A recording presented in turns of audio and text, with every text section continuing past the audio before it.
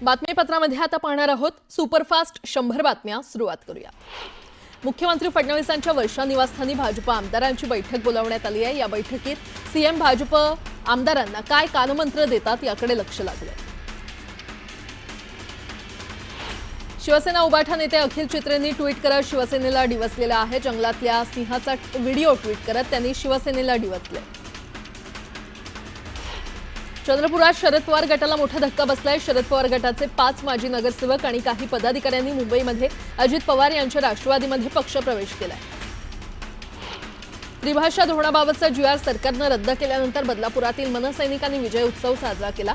ढोल ताशांच्या गजरात मनसैनिकांनी मराठी भाषेचा विजय असो अशा घोषणा दिल्या। शहापूरमध्ये शिवसेना उबाठा पक्षाला धक्का बसलाय। अनेक पदाधिकारी आणि कार्यकर्त्यांनी राष्ट्रवादी अजित पवार पक्षामध्ये प्रवेश केलाय। राजधानी किल्ले रायगड परिसरातील छत्र निजामपूर ग्रामपंचायतीचा मुद्दा चांगलाच चर्चेत आलेला आहे। भाजप आमदार गोपीचंद पडळकरांनी निजामाच्या खुणा पवित्र रायगडची ओळख सांगत असतील तर ते आपले दुर्दैव आहे असं म्हणत त्यांनी या नावावरून अनेक मुद्दे उपस्थित केलेत। छत्र निजामपूर या ग्रामपंचायतीचं नाव रायगडवाडी ग्रामपंचायत करा अशी मागणी पडळकर यांनी केली आहे। हवामान खात्याने सातारा जिल्ह्याच्या घाट क्षेत्रामध्ये ऑरेंज अलर्ट दिलाय। दरम्यान धरणाच्या पाणलोट क्षेत्रामध्ये पावसाची संततधार कायम असल्याने कोयना, कण्हेर, उरमोडी या धरणातून पाण्याचा विसर्ग करण्यात आलाय। त्यामुळे नद्यांच्या पाणी पातळीमध्ये वाढ झाली आहे। कोल्हापूर जिल्ह्यामध्ये सर्वदूर पावसाने पुन्हा दमदार हजेरी लावल्याने नद्यांच्या पाणी पातळीत झपाट्याने वाढ होते। जिल्ह्याच्या पश्चिम घाट माथ्यावर आणि धरण क्षेत्रात सुरू असलेल्या मुसळधार पावसामुळे 2 दिवसांपूर्वी पात्रात गेलेल्या पंचगंगेचं पाणी पुन्हा पात्राबाहेर पडलं। दिवसभरात पंचगंगेच्या पाणी पातळीत 8 इंच वाढ होऊन पाणी पातळी 30 फूट 8 इंचांवर गेली आहे। यंदा अनेक वर्षांनंतर पुणे विभागात पावसाने लवकरच जोरदार हजेरी लावल्याने पुणे विभागातील धरणातील पाणीसाठा हा 50% पुढे गेलाय। अद्याप 3 महिने पावसाळा बाकी असून पिण्याच्या पाण्यासह शेतीच्या सिंचनासाठी पाण्याची चिंता मिटली आहे। लोणावळा, महाबळेश्वर आणि माथेरानसह घाटमाथ्यावर बहुसंख्य ठिकाणी मान्सूनने 1000 मिलीमीटरचा टप्पा पार केलाय। विशेषतः रायगड, रत्नागिरीमध्ये पावसाने चांगली बरसात केली असतानाच घाटमाथ्यावर मान्सून जोरदार बरसला। सातारा जिल्ह्यातील ढेबेवाडी विभागातील वांग मराठवाडी धरणाच्या सांडव्यावरून विसर्ग सुरू झालाय। वांग धरणात सद्यस्थितीला 74% पाणीसाठा आहे तर काही कारणांमुळे यावर्षी देखील पूर्ण क्षमतेने पाणीसाठा करण्यात येणार नसल्याने धरणाचे सर्व दरवाजे उघडण्यात आले। आता एक मोठी बातमी। बहुचर्चित शक्तीपीठ महामार्ग रद्द करण्याची मुख्यमंत्र्यांना सद्बुद्धी दे असं म्हणत महाविकास आघाडीचे नेते पंढरपूरच्या विठ्ठलाला साकडं घालणार आहेत। 4 जुलैला महाविकास आघाडीचे नेते पंढरपूरच्या पांडुरंगाला साकडं घालणार आहेत। शेतकरी नेते राजू शेट्टी, काँग्रेसचे नेते सतेज उर्फ बंटी पाटील आणि ठाकरेंचे शिवसेनेचे आमदार कैलास पाटील आणि राष्ट्रवादी शरद पवार पक्षातील नेत्यांचा यामध्ये समावेश असणार आहे। बहुचर्चित शक्तीपीठ महामार्गाला महाविकास आघाडी आणि विशेषतः कोल्हापूर आणि इतर जिल्ह्यातून विरोध होतोय।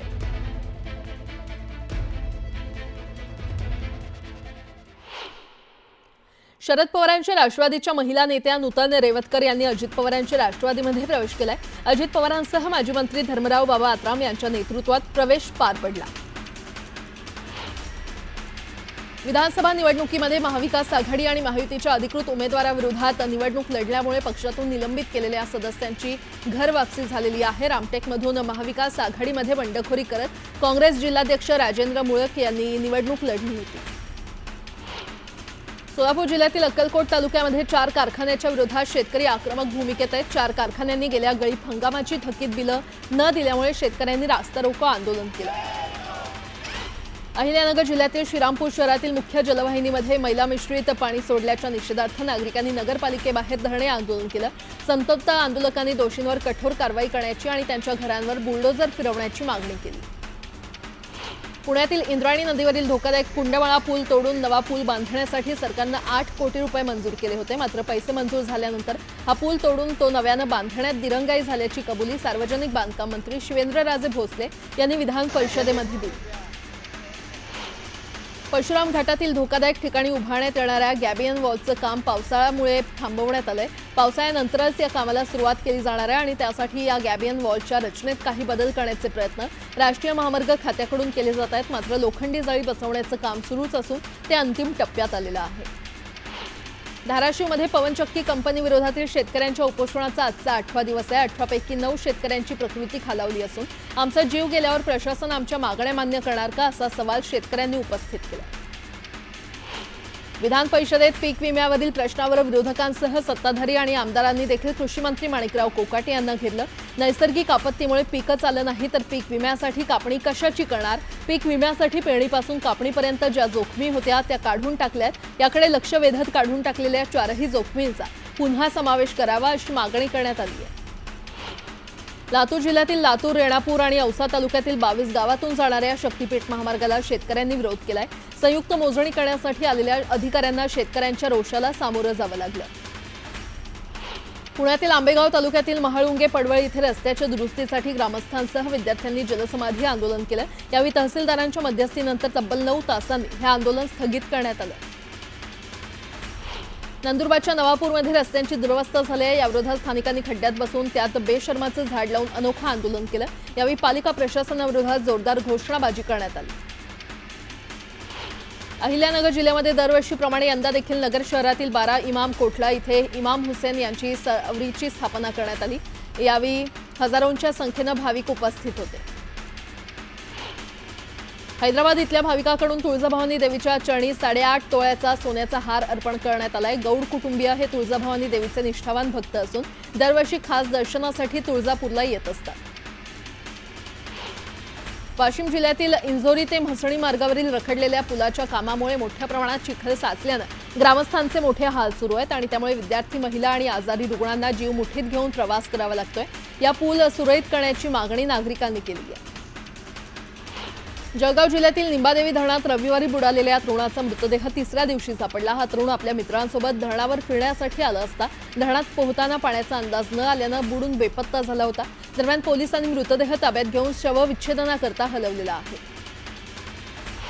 अहिल्यानगरमध्ये 108 रुग्णवाहिका चालकांनी जिल्हाधिकारी कार्यालयासमोर काम बंद आंदोलन केलं. राज्यातील अँब्युलन्स चालकांना समान वेतन देण्याची मागणी केली. नागपूरमधील शालार्थ आयडी घोटाळ्याचा मुद्दा विधानसभेत गाजला. शालार्थ आयडी घोटाळ्याची एसआयटीनं चौकशी करण्याची मागणी मध्य नागपूरचे आमदार प्रवीण दटके यांनी केली आहे. नागपुरातील काही भागांमध्ये देखभाल दुरुस्तीच्या कामांसाठी वीज पुरवठा खंडित राहणार आहे. महाल भागासह रेशीमबाग आणि सिरसपेठ परिसरातील वीज पुरवठा पूर्णपणे खंडित राहणार आहे. शिवसेना प्रमुख बाळासाहेब ठाकरे स्मारकाबाबतच्या धोरणात्मक निर्णयाला आव्हान देण्याचं वैध कारण आढळलं नसल्याचं नमूद करून उच्च न्यायालयानं मंगळवारी सरकारच्या निर्णयात हस्तक्षेपाला नकार दिला.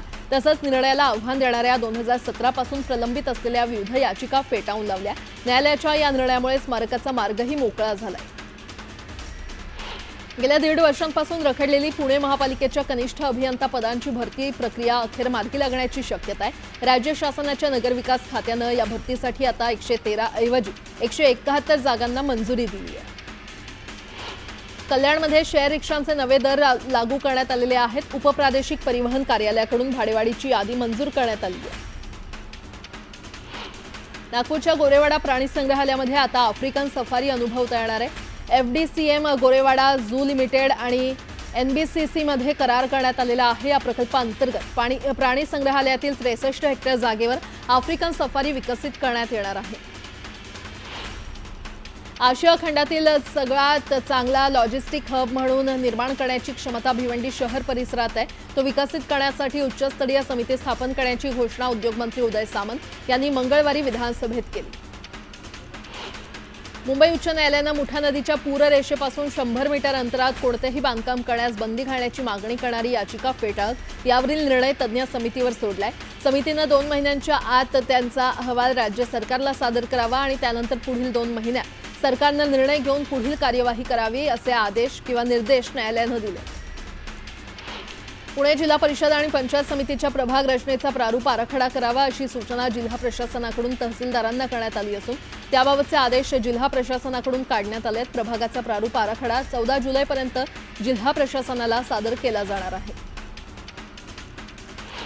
पुण्यात मे महिन्यात घरांच्या खरेदी विक्रीचे 11,930 व्यवहार झालेले आहेत. घरांच्या एकूण विक्रीमध्ये 50 लाख रुपयांपर्यंत किंमत असलेल्या घरांचं प्रमाण जवळपास निम्म आहे आणि त्यामुळे पुणेकरांची परवडणाऱ्या घरांना पसंती मिळत असल्याचं चित्र आहे. पुणे शहरात बांधकाम करण्यासाठी महापालिकेची परवानगी घेतल्यानंतर उत्खनन करण्यासाठी नागरिकांना जिल्हाधिकारी कार्यालयाकडे अर्ज करावा लागतो। त्याचा परवाना मिळण्यासाठी होणारा विलंब टाळण्यासाठी महापालिकांचे सर्व परवाने जिल्हाधिकारी कार्यालयातील महाखनिज या पोर्टलशी जोडण्यात आलेले आहेत। त्यामुळे अर्ज मान्य केल्यानंतर गौण खनिजाची वाहतूक करण्यासाठीची परवानगी ऑनलाईन मिळणार आहे।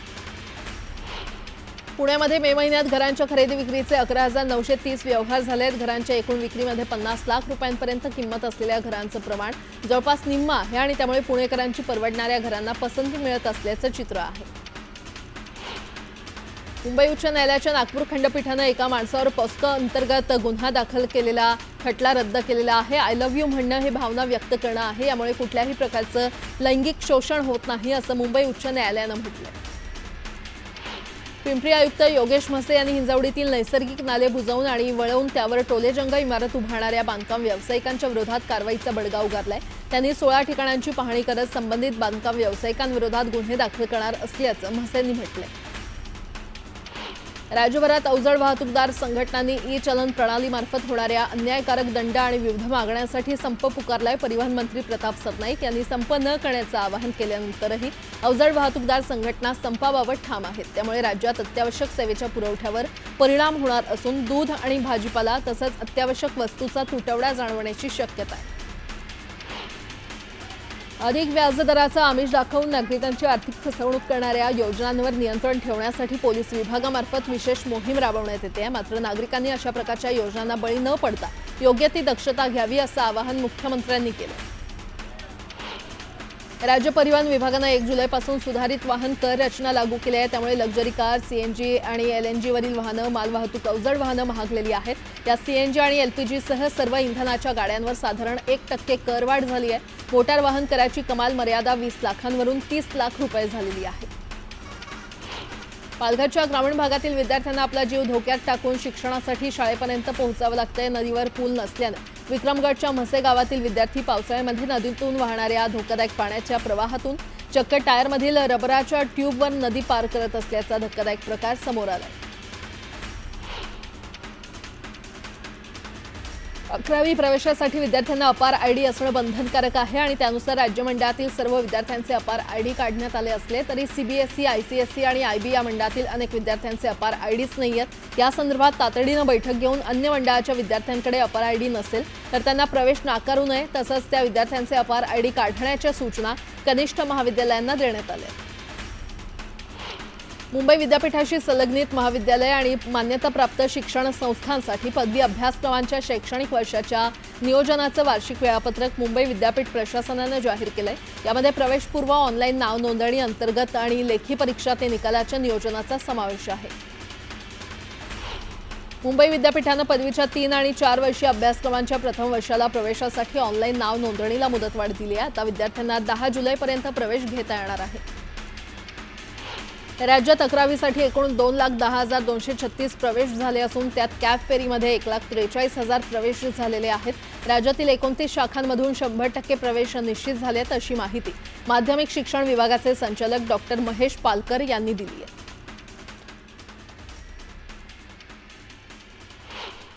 आता एक मोठी बातमी, शरद पवारांचा राष्ट्रवादीचे उपाध्यक्ष डॉक्टर अपूर्व हिरे आज आपल्या शेकडो कार्यकर्त्यांसह भाजपमध्ये प्रवेश करणार आहेत। अपूर्व हिरे यांच्या भाजप प्रवेशानं आगामी महापालिका निवडणुकीत भाजपला हिरे गटाचा मोठा फायदा होणार असल्यानं भाजपच्या वरिष्ठ नेत्यांनी अपूर्व हिरे यांना रेड कार्पेट टाकलाय। आज नाशिकमधून अपूर्व हिरे यांचे शेकडो कार्यकर्ते वाहनांचा मोठा ताफा घेऊन मुंबईकडे रवाना होत आहेत।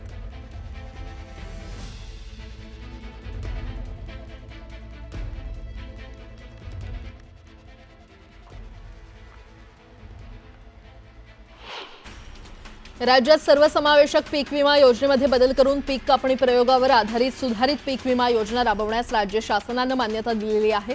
ज्या पीक विमा कंपन्यांचा दोष सिद्ध होईल त्यांच्यावर कारवाई करून त्यांना ब्लॅकलिस्ट करून शासन यादीमधून कायमस्वरूपी वगळण्यात येईल अशी घोषणा कृषी मंत्री माणिकराव कोकाटे यांनी केली आहे। राज्यात यावर्षी जानेवारी ते मार्च या कालावधीमध्ये शेतकरी आत्महत्यांची 767 प्रकरणं निदर्शनास आली आहेत आणि त्यातील 373 पात्र प्रकरणांपैकी 327 आत्महत्याग्रस्त शेतकऱ्यांच्या वारसांना आर्थिक मदत देण्यात आलेली आहे। यात 200 प्रकरणं अपात्र ठरली असून 194 प्रकरणांची चौकशी प्रलंबित आहे। पंढरपूरला देवदर्शनासाठी जाणाऱ्या भाविकांना अज्ञात चोरट्यांनी कोयत्याचा धाक दाखवून लुटलं। यानंतर कारमधील अल्पवयीन मुलीवर चाकूचा धाक दाखवून अत्याचार करण्यात आले। पुणे शहरात अंमली पदार्थांची विक्री करणाऱ्या आरोपीला अंमली पदार्थ विरोधी पथकाकडून अटक करण्यात आली आहे। पोलिसांनी आरोपींकडून 4 लाख रुपये किमतीचं ड्रग्ज जप्त केलं। ठाणे गुन्हे शाखेनं मोठी कारवाई करत 30 लाखांचं चरस जप्त केलं। या प्रकरणी शेख इब्राहिम या व्यक्तीला अटक करण्यात आली। अहिल्यानगर जिल्ह्यामध्ये कोपरगाव शहरासह तालुक्यात मटका आणि जुगार अड्ड्यांवर पोलीस अधीक्षक सोमनाथ घारगे यांनी कारवाई केली आहे। विशेष पथकानं एकाच वेळी मोठी कारवाई करत धडक छापे टाकले। या कारवाईमध्ये तब्बल 25 आरोपींना ताब्यात घेण्यात आलं असून सुमारे 14,03,000 रुपयांचा मुद्देमाल जप्त करण्यात आलाय। पोलिसांच्या जाचाला कंटाळून नालासोपाऱ्यातील एका बिल्डरनं आपलं जीवन संपवल्याचा धक्कादायक प्रकार समोर आलेला आहे। आत्महत्येपूर्वी त्यानं पोलिसांच्या जाचाला कंटाळून आत्महत्या करत असल्याचं नमूद केलंय, तर खोट्या गुन्ह्यात अडकवण्याची धमकी देत असल्याचाही दावा त्यानं चिठ्ठीत केलाय। जळगावच्या अमळनेर येथील गांधलीपुरा भागात पोलिसांनी छापा टाकून देहविक्री करणाऱ्या 2 मालकिणी, 9 महिला आणि 9 ग्राहकांना पोलिसांनी अटक केली आहे। पोलिसांनी सापळा रचून या भागात छापा टाकून त्यांच्यावर पिटा ऍक्ट प्रमाणे गुन्हा दाखल केलाय। संत ज्ञानेश्वर महाराज यांच्या पालखीचं दुसरं गोल रिंगण खुडूस फाटा इथे या ठिकाणी होतंय आणि या रिंगण सोहळ्याची तयारी पूर्ण झाली आहे। या रिंगण सोहळ्यामध्ये भाविकांनी गर्दी केली आहे। ज्ञानेश्वर महाराजांच्या पालखी सोहळ्यात रिंगण सोहळा आनंदाची पर्वणी असते। आषाढी यात्रेच्या सोहळ्यासाठी माऊलींच्या पालखीसह तुकोबा महाराजांच्या पालखीचंही आषाढ शुद्ध नवमी दिवशी वाखरी पालखी तळावर आगमन होणार आहे। यावेळी पालख्यांच्या स्वागतासाठी पालखी तळ सज्ज झालंय। आषाढी एकादशी निमित्त श्री क्षेत्र पंढरपूर येथे विठुरायाच्या दर्शनासाठी येणाऱ्या लाखो भाविकांच्या सेवेसाठी एसटीच्या 5200 बसेसची व्यवस्था करण्यात आलेली आहे। या बसेस घेऊन येणारे चालक, वाहक, त्यांची देखभाल करणारे यांत्रिक कर्मचारी आणि या सर्वांना मार्गदर्शन करणारे पर्यवेक्षक आणि अधिकारी यांच्या चहा, नाश्ता आणि जेवणाची मोफत व्यवस्था करण्यात आलेली आहे। बाईक टॅक्सी चालवणाऱ्यांसाठी केंद्र सरकारकडून मोठा दिलासा देण्यात आलेला आहे। केंद्रानं मोटर वाहन ॲग्रिगेटर मार्गदर्शक तत्व 2025 जाहीर करत खासगी बाईकना प्रवासी सेवेसाठी वापरण्यास मान्यता दिली आहे। मात्र यासाठी राज्य सरकारांची मंजुरी घेणं आवश्यक असेल। पुणे पोलिसांकडून 140 पिस्तूल परवाने रद्द करण्यात आले, तर नवीन 400 अर्ज पोलिसांनी फेटाळून लावलेले आहेत। गेल्या 1.5 वर्षात पुणे पोलिसांनी ही कारवाई केली आहे। गोंदिया जिल्ह्यामध्ये 4 दिवसांपासून सुरू असलेल्या पावसामुळे गोंदिया जिल्ह्यातील नदी नाले भरलेले आहेत। वैनगंगा नदीवर बनवण्यात आलेल्या बॅरेजमधून पाण्याचा विसर्ग सुरू आहे। पावसामुळे नदीकाठावरील गावांना सतर्कतेचा इशारा देण्यात आलाय। पुणे शहरात 3 जुलैला पाणी कपात करण्यात येणार आहे। देखभाल दुरुस्तीच्या कामासाठी शहरातील अनेक ठिकाणचा पाणी पुरवठा गुरुवारी बंद राहणार आहे। यवतमाळ जिल्ह्यातील पिंपळखुटी येथील आरटीओ चेकपोस्टवर वाहनधारकांकडून अवैध वसुली होते। ही वसुली थांबवण्यासाठी या चेकपोस्टवर सीसीटीव्ही कॅमेरे बसवण्यात यावेत। या मागणीसाठी वंचित बहुजन आघाडीकडून आंदोलन करण्यात आलं। रायगडच्या माणगाव तालुक्यातील चन्नाट इथल्या धबधब्यामध्ये बुडून मुंबईतील पर्यटक तरुणाचा मृत्यू झालाय। तो आपल्या मित्रांसह या धबधब्यावर पावसाळी पर्यटनाचा आनंद घेण्यासाठी आला होता। धबधब्याखाली पोहत असताना पाण्याचा अंदाज न आल्यानं त्याचा बुडून मृत्यू झाला। भटके विमुक्त आदिवासी संयोजन महाराष्ट्र राज्य समितीच्या वतीनं समाजाच्या विविध मागण्यांसाठी मुंबईतील आझाद मैदान इथे 4 दिवसांचं धरणे आंदोलन सुरू झालेलं आहे। या आंदोलनाला अहिल्यानगर जिल्ह्यातील भटके विमुक्त आदिवासी संयोजन समितीच्या वतीनं देखील जोरदार पाठिंबा देण्यात आलाय। चांदोली परिसरातील वारणावती वसाहत वन्य प्राण्यांचं आश्रयस्थान बनू लागलेली आहे। वारणा प्रकल्प कर्मचाऱ्यांच्यासाठी बांधलेली ही वसाहत सध्या अखेरची घटका मोजू लागली आहे। जीर्ण अवस्थेत झालेल्या मोकळ्या आणि पडक्या खोल्या, अवतीभोवती वाढलेलं झाडाझुडपांचं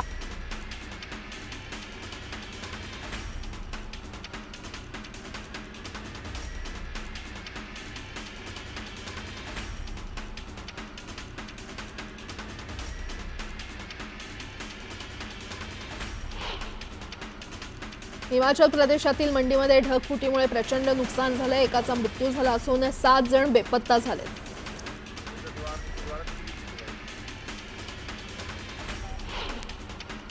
हिमाचल प्रदेशातील हमीरपूरमध्ये व्यास नदीनं धोकादायक पातळी ओलांडलेली आहे। यावेळी नदीकाठच्या नागरिकांना सुरक्षित ठिकाणी स्थलांतरित केलं जातंय। हिमाचल प्रदेशातील कुलूमध्ये मुसळधार पावसामुळे पूर आणि भूस्खलन झालंय। भूस्खलनामुळे कुलूमधील 36 रस्ते देखील वाहतुकीसाठी बंद आहेत। हिमाचल प्रदेशातील मंडी इथे मुसळधार पावसामुळे 4 पदरी महामार्गाचा बोगदा बंद झालाय। पावसामुळे बोगद्याचा वरचा भाग हा कोसळल्याने वाहतूक ठप्प झाली। उत्तराखंडमधील यमुनोत्री धाम महामार्गाच्या दुरुस्तीसाठी प्रशासन युद्धपातळीवर काम करतंय। अडकलेल्या प्रवाशांना वाचवण्याचे प्रयत्न सध्या सुरू आहेत। हरियाणातील अलवरमध्ये मुसळधार पावसानंतर परिस्थिती आणखीनच बिकट झाली आहे। शहरातील रस्त्यांवर पाणी साचल्यानं नागरिकांना अडचणींचा सामना करावा लागतो। हिमाचल प्रदेशातील मंडी इथे भूस्खलनामुळे पर्यटक तासनतास वाहतूक कोंडीत अडकले होते। अनेक विद्यार्थ्यांच्या विद्यापीठाच्या परीक्षा देखील हुकलेल्या आहेत। मध्य प्रदेशातील मुरैना इथे सततच्या पावसामुळे सांक आणि कुवरी नद्या दुथडी भरून वाहत आहेत। पुराचं पाणी रस्त्यावरून वाहतंय। उत्तर प्रदेशातील लखीमपूर खेरी इथे शारदा नदीनं धोकादायक पातळी ओलांडली आहे। पुरामुळे घरही नदीत बुडाले आहेत। पाण्याच्या पातळीत सातत्यानं वाढ होत असल्यानं ग्रामस्थांमध्ये भीतीचं वातावरण आहे। गुजरातमधील डांगमध्ये सततच्या पावसामुळे तलाव भरून वाहू लागलेत। ओव्हरफ्लोमुळे स्थानिकांना दिलासा मिळालाय। झारखंडमधील बोकारो आणि रामगढमध्ये सततच्या पावसामुळे तेनुघाट धरणाची पाणी पातळी वाढली आहे। धरणाचे 10 दरवाजे उघडण्यात आले असून प्रशासन सतर्क झालंय। यूपीतल्या बलरामपूरमध्ये मुसळधार पावसामुळे रस्ता वाहून गेलाय। काही दिवसांपूर्वीच कोट्यावधी रुपये खर्चून हा रस्ता बांधण्यात आला होता। पंतप्रधान मोदी आजपासून 8 दिवसांच्या राजनैतिक दौऱ्यासाठी रवाना झाल्यात। 9 जुलैपर्यंत चालणाऱ्या या दौऱ्यात पंतप्रधान 5 देशांना भेट देणार आहेत। मोदी सरकारनं तरुणांना भेट दिली आहे। नवीन रोजगार निर्मितीसाठी 1.7 लाख कोटी रुपये मंजूर करण्यात आले।